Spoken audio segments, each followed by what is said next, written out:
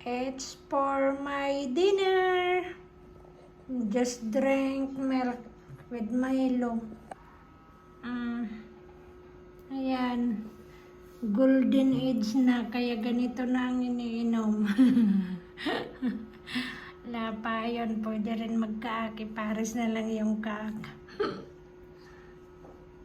Kasi heavy lunch kasi ako kanina, kaya ganun pag dinner. Mga slight na lang. Minsan biscuits, kung anong meron, wala. Pupunta na lang ako sa supermarket ulit pa para makakabili ng pangangailangan. Hindi na masyadong more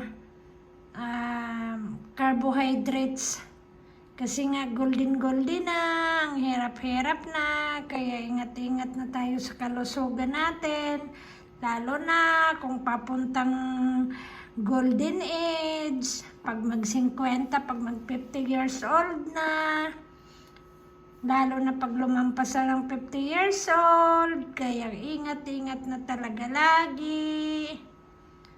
Ang kalusugan ay mahalaga, lalo na pag nagtatrabaho pa tayo. Kaya salamat ulit sa pagsusubscribe ulit sa akin.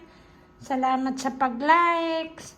Salamat sa panonood ninyo sa mga videos ko. Kaya maraming salamat talaga at napapansin ninyo kahit papaano. Daghang salamat kayo. Thank you and thank you and thank you.